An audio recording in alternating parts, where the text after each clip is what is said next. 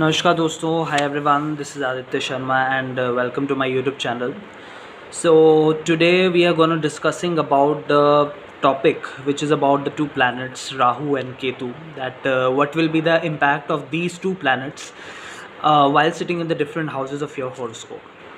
So what happens when you have an Aries ascendant, यानी कि आपका मेष लगन होगा.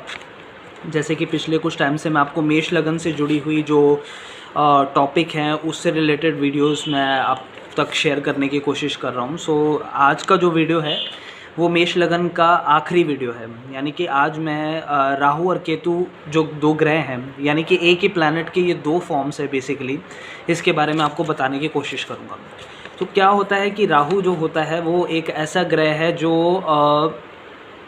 एक प्लैनेट जो है ओरिजिनली एक ही प्लैनेट था जिसके दो फॉर्म्स बने. यानी कि एक ग्रह जो है वो कैसे दो ग्रहों में विभाजित हो गया, मैं आपको ये बताने की कोशिश करूँगा. इसके पीछे एक बहुत ही लंबी कहानी है वैसे, लेकिन फिर भी मैं आपको शॉर्ट में वो चीज़ एक्सप्लेन करने की कोशिश करूँगा. सो बेसिकली क्या हुआ था कि जैसे आप सब जानते होंगे कि इस कहानी को शायद आपने सुना भी होगा कि जैसे जो विष्णु भगवान हैं उन्होंने अलग अलग युगों में बहुत सारे अवतार लिए हैं. उनमें से उनका एक अवतार था वो है मोहिनी अवतार.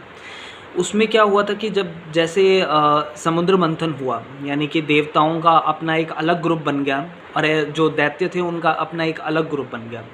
सो बेसिकली क्या हुआ कि जो एक अमृत से भरा हुआ एक घड़ा था जिसको जो है भगवान विष्णु ने मोहिनी रूप का धारण करके जो है वो देवताओं में और जो दैत्यों में उनके ग्रुप में आपस में एक लड़ाई हो गई कि ये अमृत जो है वो किसको मिलेगा, किसके हिस्से में आएगा.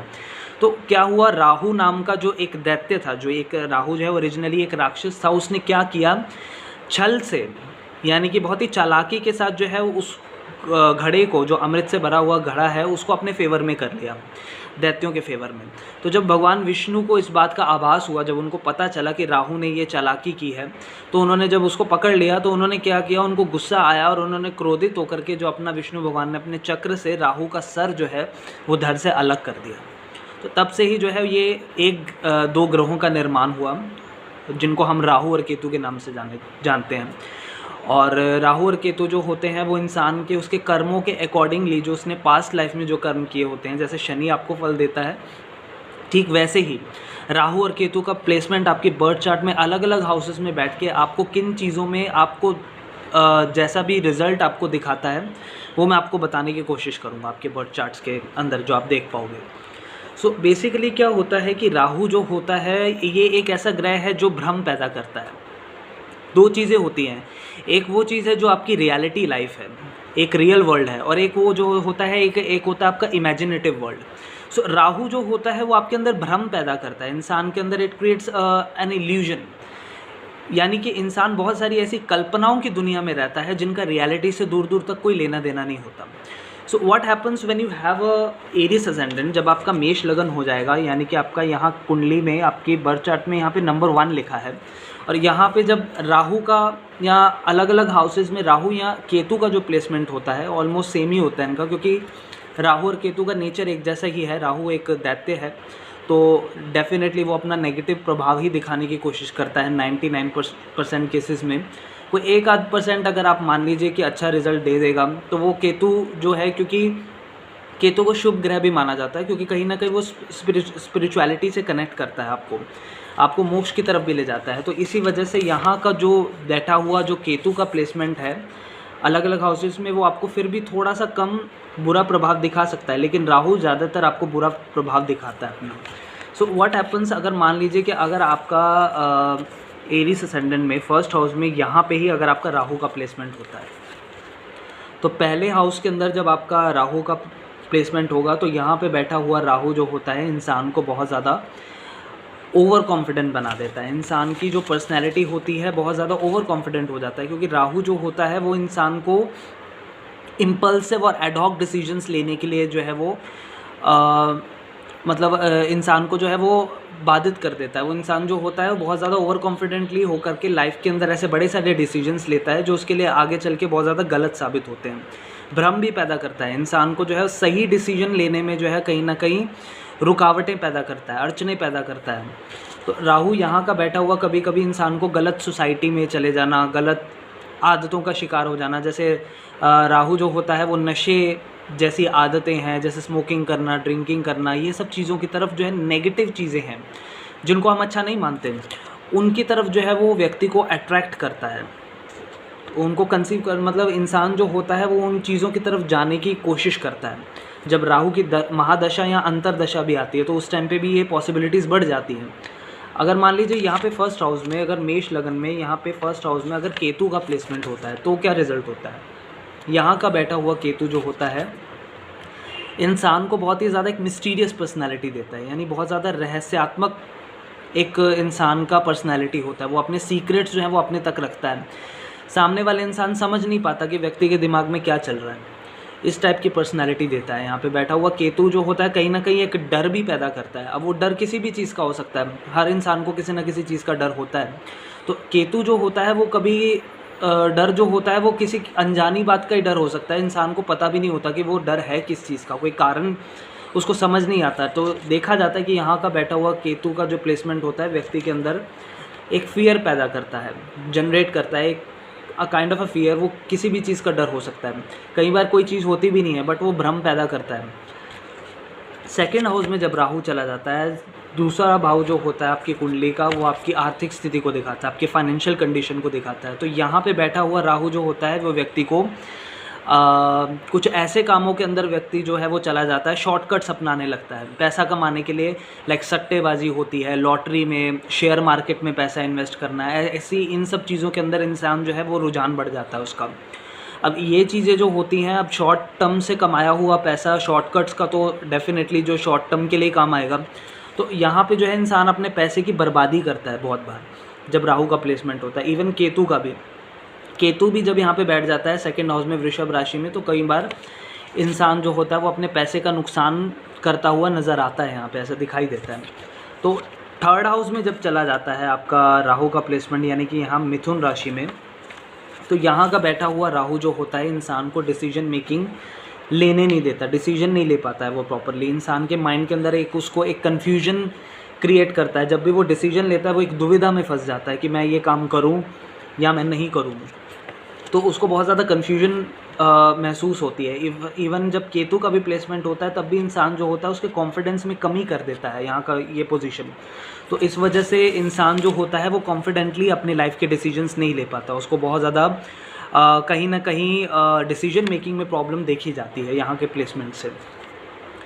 अब बात करते हैं जब फोर्थ हाउस में आपका, यानी कि कर्क राशि में, यहाँ पे जब आपका राहु का प्लेसमेंट है, तो फोर्थ हाउस जो होता है वो आपके मदरली कनेक्शंस, आपके कैसे हैं अपनी मदर के साथ कैसे रिलेशंस हैं उनको दिखाता है, आपके घर गृहस्थी को भी दिखाता है, आपकी प्रॉपर्टी है, आपके टेंजिबल एसेट्स हैं। तो उन सब चीज़ों से फोर्थ हाउस से रिलेटेड जितनी भी चीज़ें हैं उनमें कमी करता है। इनफैक्ट क्या होता है कई बार जो राहु का या केतु का प्लेसमेंट भी होता है यहाँ पे, तो और अगर किसी अन्य कोई क्रूर ग्रह है जैसे शनि है, मंगल है, उनकी दृष्टि पड़ जाती है, या कोई भी किसी भी तरह का कोई रिलेशन बनता है राहु या केतु के साथ फोर्थ हाउस में, तो इनफैक्ट ये भी देखा जाता है कि जो व्यक्ति होता है जिसकी बर्थ चार्ट ये है, जिसके बर्थ चार्ट में ये प्लेसमेंट बन रहा है, तो उसकी तो मदर जो होती है, जो उस बच्चे को जन्म देती है, वो अनफॉर्चुनेटली कई बार उनकी डेथ हो जाती है, वो एक्सपायर भी हो जाती है। तो ऐसा होता है जब बहुत ज़्यादा ख़राब पोजीशन में हो राहु या केतु का प्लेसमेंट। तो और जब राहु अब मान लीजिए अगर चला जाता है फिफ्थ हाउस के अंदर कुंडली में, यानी कि सिंह राशि में, तो यहाँ का राहु भी जो होता है इंसान को कहीं ना कहीं ओवर कॉन्फिडेंट बनाता है। इंसान जो होता है, फिफ्थ हाउस आपकी एजुकेशन को भी रिप्रेजेंट करता है, तो ऐसा व्यक्ति जो होता है वो अपनी पढ़ाई लिखाई को लेकर के जो है वो लापरवाही करता है, हायर एजुकेशन होने नहीं देता, रुकावटें पैदा करता है। फिफ्थ हाउस आपके चिल्ड्रंस को भी दिखाता है, तो चाइल्ड बर्थ में भी कहीं ना कहीं रुकावटें होती हैं अगर राहु का प्लेसमेंट होता है। इवन केतु का भी होता है।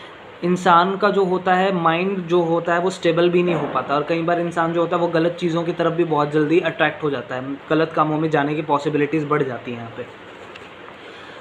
सिक्स्थ हाउस में जब आपका राहु चला जाता है, यानी कि कन्या राशि में, तो देखिए सिक्स्थ हाउस है, एट्थ हाउस है, और जो 12th हाउस होते हैं यहाँ से रिलेटेड जो चीज़ें होती हैं वो ज़्यादातर आपकी लाइफ के अंदर नुकसान लेके आती हैं। जैसे सिक्स्थ हाउस जो होता है वो आपके डेब्ट्स को दिखाता है, आपके एनिमीज़ को दिखाता है। सिक्स्थ हाउस जो होता है वो आपके आपके हेल्थ रिलेटेड इश्यूज़ को दिखाता है। तो कोई भी इंसान ये नहीं चाहता कि उसके कर्ज बढ़े, उसके दुश्मन बढ़े या उसके जो रोग हैं वो बढ़ जाएं। तो 6th हाउस में जो प्लेसमेंट होता है, यहाँ पे जो क्रूर ग्रह होते हैं लाइक शनि है, मंगल है, इवन राहु है या केतु है जिसके बारे में हम बात कर रहे हैं, अगर इनका प्लेसमेंट हो जाता है तो व्यक्ति को एक स्ट्रेंथ देता है, एक स्ट्रॉन्ग पर्सनैलिटी बनाता है कि व्यक्ति जो होता है वो उन चीज़ों से फाइट कर सके जो गलत चीज़ें, जो नेगेटिव असर दिखाने की कोशिश करती हैं। तो यहाँ पे अगर अकेला बैठ जाएगा राहु या केतु तो वो आपको अच्छा फल देता है। मैं ये नहीं कहूँगा कि आपका जो है वो मतलब आपके दुश्मन नहीं बनेंगे या मतलब 6th हाउस के अंदर प्लेसमेंट होगा तो आपको कोई हेल्थ रिलेटेड कोई इशू आएगा ही नहीं, या मतलब आपको डेब्ट्स जैसी सिचुएशन इनको कभी फेस नहीं करना पड़ेगा। हो सकता है कि ये पॉसिबिलिटीज़ बने लाइफ में, बट उन चीज़ों से लड़ने की जो ताकत है वो आपको राहु यहाँ पे दे देगा, अगर केतु भी बैठा होगा यहाँ पे तो भी। तो अगर मान लीजिए अब हम 7th हाउस की बात करते हैं, अगर 7th हाउस में यानी कि तुला राशि में अगर आपका राहु या केतु इनमें से किसी भी एक ग्रह का प्लेसमेंट होता है तो यहाँ का राहु जो होता है वो आपकी मैरिड लाइफ में यानी कि पार्टनरशिप भी है। अगर आप बिज़नेस कर रहे हो तो बिज़नेस डीलिंग्स में भी जो है वो आपको धोखा मिलने की संभावना हो जाती है, या कई बार ऐसा भी हो जाता है कि व्यक्ति जो होता है वो ट्रस्ट नहीं कर पाता। केतु का प्लेसमेंट होता है तब चीज़ें अलग हो जाती हैं।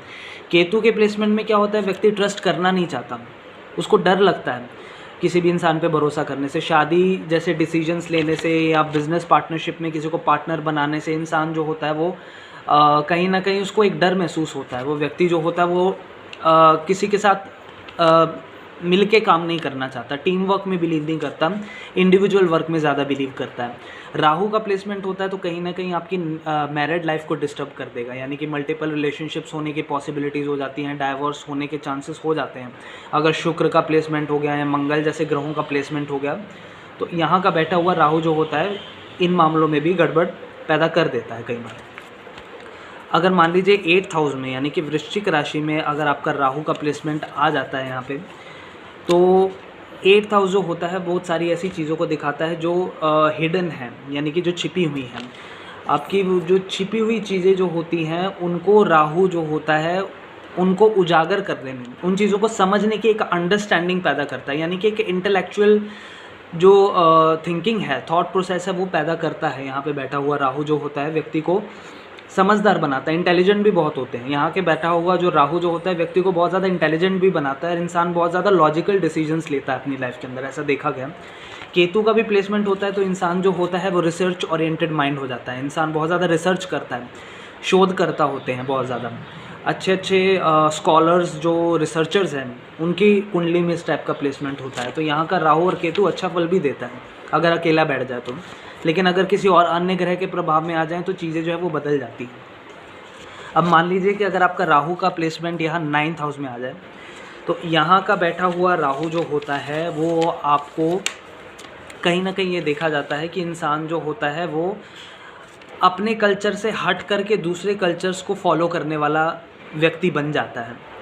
यहाँ पॉसिबिलिटी होती है अगर इसका 5th हाउस के साथ कोई रिलेशन बन जाए, क्योंकि 5th हाउस आपके लव अफेयर्स को भी दिखाता है, आपकी लव लाइफ को भी दिखाता है। तो 5th हाउस के साथ अगर रिलेशन बन जाए तो इंसान इंटरकास्ट मैरिज करवा सकता है, ऐसी पॉसिबिलिटीज़ बन जाती हैं। और केतु का थोड़ा सा डिफरेंट फल है, क्योंकि केतु जो है वो आध्यात्मिक लाइफ की तरफ भी आपको लेकर के जाता है, यानी आपको स्पिरिचुअलिटी से भी कनेक्ट करता है। तो यहाँ का बैठा हुआ केतु आपको फिर भी एक अच्छा फल देने में पॉसिबिलिटी पैदा करता है ऐसा। अगर मान लीजिए कि आपका राहु जो है वो 10th हाउस में चला जाए, क्योंकि 10th हाउस जो है वो ये आपका करियर का है, तो इंसान जो होता है वो टेक्निकल चीज़ों के अंदर जो है वो इंटरेस्ट शो करता है, यानी कि इलेक्ट्रॉनिक्स एंड कम्युनिकेशन है, आईटी की फील्ड है, इंफॉर्मेशन टेक्नोलॉजी है, इवन मशीनरी से रिलेटेड भी उसको काफ़ी अच्छी नॉलेज होती है और इंसान जो होता है इन सब चीज़ों में काफ़ी ज़्यादा अच्छा कर पाता है। लेकिन यहाँ पे बैठा हुआ राहु का प्लेसमेंट जो होता है फादर के साथ जो होते हैं, मकर राशि में यहाँ पे बैठा हुआ राहु जो होता है फादर के साथ डिफरेंसेस पैदा कर देता है, उसके फादर के साथ अच्छे रिलेशंस नहीं रह पाते। और करियर जो होता है वो अनस्टेबल भी होता है, इंसान करियर जो होता है उसको स्टेबल होने में 35-36 साल की उम्र के बाद जा कर के इंसान जो होता है उसको एक स्टेबल करियर मिल पाता है। तो यहाँ पे करियर रिलेटेड इश्यूज़ भी पैदा करता है, इनफैक्ट अगर केतु भी होता है तो भी। तो अगर मान लीजिए अगर आपका 11th हाउस में यहाँ पे कुंभ राशि में अगर आपका राहु चला जाता है तो यहाँ पे ये पॉसिबिलिटी बन जाती है कि राहु जो होता है वो आपको आप कहीं ना कहीं नेगेटिव जो है, क्योंकि 11th हाउस आपके फ्रेंड सर्कल को दिखाता है, आप कैसे सोसाइटी में रहते हो, कैसे लोगों के बीच में उठते बैठते हो।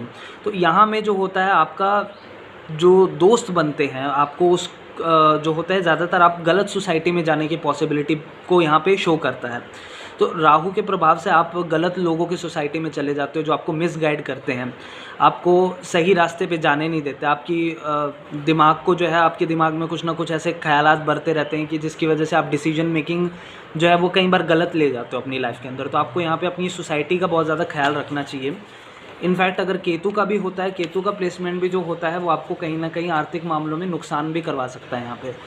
तो आपको अपनी फ्रेंड सर्कल जो अपनी सोसाइटी है उसका बहुत ज़्यादा ख्याल रखना पड़ता है यहाँ पे अगर आपका राहु का प्लेसमेंट है। तो अगर मान लीजिए लास्ट में आपका 12th हाउस के अंदर यानी कि मीन राशि में अगर आपका राहु का प्लेसमेंट होता है या केतु का भी होता है, क्योंकि इनफैक्ट ऑलमोस्ट फल तो सेम ही रहेगा, क्योंकि राहु और केतु जो होते हैं ओरिजिनली एक ही प्लैनेट है बट उसके फॉर्म्स अलग हैं।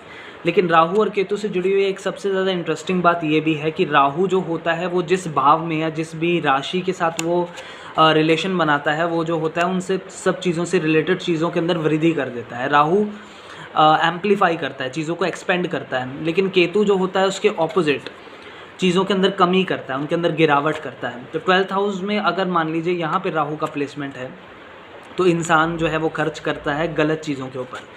12th हाउस आपके एक्सपेंसेस का होता है। इंसान अपने घर के अंदर जो है ऐसा देखा जाता है, क्योंकि 12th हाउस जो होता है आपके एक्सपेंसेस का है। तो अगर यहाँ पे कोई अच्छा ग्रह बैठ जाता है, जैसे कि बृहस्पति है, शुक्र है, जिस टाइप का ग्रह यहाँ पे बैठता है इंसान उसी टाइप की चीज़ों के अंदर ज़्यादा एक्सपेंस करता है। अब 12th हाउस में अगर राहु बैठ जाए, राहु जो होता है वो क्या क्या चीज़ों को दिखाता है, शराब को दिखाता है, नशे वाली जो चीज़ें होती हैं उन चीज़ों को दिखाता है, स्मोकिंग जो इंसान करते हैं वो भी राहु से प्रभावित होते हैं। तो ऐसा व्यक्ति जो होता है वो इन चीज़ों के अंदर बुरे कामों के ऊपर जो है वो अपना खर्च ज़्यादा कर देता है, कई बार ऐसा पॉसिबिलिटीज़ बनाता है। केतु यहाँ पे अगर आ जाता है तो इंसान को एक इंट्रोवर्ट पर्सनैलिटी देता है, सीक्रेटिव पर्सनैलिटी, वही जैसा 8th हाउस के अंदर मैंने आपको फल बताया। तो इंसान जो होता है वो अपनी फीलिंग्स ज़्यादा किसी के साथ शेयर नहीं कर पाता है, इंसान सोशलाइज़ नहीं करता है उतना ज़्यादा। तो ये सब चीज़ें जो है वो देखने को मिलती हैं अगर राहु और केतु का प्लेसमेंट आपको ओवरऑल मैंने आपको बताने की कोशिश करी कि कैसे कैसे किस किस हाउस में मेष लगन में बैठ के आपको क्या क्या चीज़ें दिखाता है। सो बेसिकली क्या होता है कि राहु और केतु जो है एक नेगेटिव एनर्जी है जो आपकी लाइफ के अंदर जो है वो आपको ज़्यादातर ख़राब फल देने की कोशिश करता है। तो इन चीज़ों को आपको कोई भी एस्ट्रोलॉजर के पास आप चले जाओगे, कोई एस्ट्रोलॉजर आपको ये नहीं बताएगा कि आप राहु या केतु से रिलेटेड आप कोई भी उपाय करो या कोई रेमेडी करो तो आप उनके फलों को बढ़ाओ, क्योंकि नेगेटिव चीज़ों को आप कभी नहीं बढ़ाओगे। आप अपनी लाइफ के अंदर हमेशा पॉजिटिव चीज़ों को ही बढ़ाने की कोशिश करोगे। तो राहु और केतु जो है ये ऐसे ग्रह हैं जिनको हमेशा इनके एनर्जीज़ को स्टेबलाइज किया जाता है, इनको हमेशा शांत करने की कोशिश की जाती है, ना कि इनकी पावर को बढ़ाया जाता है। नेगेटिविटी को कभी भी बढ़ाओगे तो आपको बुरा ही फल देगी। अगर राहु की बात करें, अगर मैं आपको बताऊं कि जैसे छोटी मोटी चीज़ों से आप अपने राहु और केतु की एनर्जीज़ को आप स्टेबलाइज कर सकते हो। जैसे ज़्यादातर मैंने ये देखा है कि जिन लोगों की जन्म कुंडली में, जिनके बर्थ चार्ट में राहु और केतु का प्लेसमेंट ख़राब होता है, तो उनके घर की जो छतें होती हैं, यानी जो उनके घर का या आपके घर के किसी भी कोने में जो होता है वहाँ पे वेस्ट मटेरियल वो लोग इकट्ठा करके रखते हैं, वही आपके राहु और केतु के ख़राब होने का सबसे बड़ा कारण है। आपके घर की जो छत है या आपके घर के किसी भी कोने में कोई भी ख़राब सामान पड़ा है, जैसे कि कोई ख़राब लकड़ी है या कोई लोहे का सामान जो जंग लगा हुआ है या इवन कोई प्लास्टिक का मटेरियल है जो यूज़ में नहीं आ रहा, जो भी चीज़, उसको आप अपने घर से निकाल दें, क्योंकि वो नेगेटिव चीज़ है और वो नेगेटिव एनर्जीज़ जो है वो आपकी काम नहीं बनने देगी। आपके जितने भी जो बनते काम हैं उनमें रुकावटें, अड़चने पैदा करेगी। राहु जो होता है वो बाधा पैदा करता है, केतु जो होता है वो भी कहीं ना कहीं रुकावटें पैदा करता है। आपके बनते काम जो है वो होते होते बिगड़ जाते हैं, अचानक से कुछ ना कुछ ऐसा हो जाता है जिसकी वजह से आपका काम बनते बनते रह जाता है। तो नेगेटिव चीज़ों को अपने घर से बाहर निकाल दें। जो भी कोई ऐसा वेस्ट प्रोडक्ट है या मटीरियल है जो आपके काम में नहीं आ रहा, उन चीज़ों को अपने घर से बाहर रखें, स्पेशली आपके घर की छत पे। राहु जो होता है वो अंधकार में भी ज़्यादा अपना प्रभाव दिखाता है, यानी ये रात्रि बली ग्रह है। तो आप अपने घर के अंदर जो है वो प्रॉपर ऐसा सिस्टम बना के रखें कि जहां आपको प्रॉपरली सनलाइट जो है वो आपके घर के अंदर, आपके रूम्स में जो है वो एंटर करती रहे। तो क्योंकि जब अंधेरा रहेगा तो वहाँ पे राहु का ज़्यादा प्रभाव होगा, वो नकारात्मक ऊर्जा पैदा करेगा जो आपकी घर की एनर्जी को जो है वो कहीं ना कहीं प्रभावित करता है। तो इस वजह से आपको अपने घर के अंदर प्रॉपरली जो है लाइटिंग की एक सिस्टम ऐसा बनाना चाहिए कि दिन में भी सनलाइट आती रहे और रात को भी जो है वो रात के टाइम भी जो है आपको कोई ना कोई बल्ब यूज़ करके वहाँ पे जगा के उस प्रॉपरली जो है अपने किसी भी रूम में वहाँ पे अंधकार ना रहने दे, ताकि राहु का जो है वो नेगेटिव असर जो है वो आपकी लाइफ में आपको देखने को ना मिले। सो ये कुछ छोटी छोटी चीज़ें होती हैं जिससे आप राहु और केतु की एनर्जीज़ को ठीक कर सकते हैं। बाकी उसके अलावा अगर कोई प्लेसमेंट ज़्यादा ही ख़राब पड़ जाता है तो उसके लिए आपको अपनी कुंडली जो है उसका विश्लेषण करवाना चाहिए और उसका कोई एक ख़ास तौर पे रेमेडी करके जो है उसको उन एनर्जीज़ को स्टेबलाइज़ कर लेना चाहिए, ताकि वक्त रहते वो छोटी चीज़ कोई बड़े प्रॉब्लम में ना बन पाए, क्रिएट ना कर पाए कोई ऐसी चीज़। सो ये मैंने आपको कुछ चीज़ें बताने की कोशिश की, उम्मीद है आपको काफ़ी कुछ क्लियर हो पाया होगा। राहु और केतु से रिलेटेड बहुत सारी बातें जो हैं वो आपको क्लियर हो पाई होंगी। So thank you very much for watching this video. और अगले इस वीडियो ये जो मेष लगन की सीरीज़ है इसका ये आखिरी वीडियो था। इसके बाद मैं एक और नई वीडियो, एक नया कंटेंट जो एक नया we will start with a new series and I will try to upload more new videos, so आप लोगों को और भी ज़्यादा इन्फॉर्मेशन मिल पाए। So thank you very much for watching this video.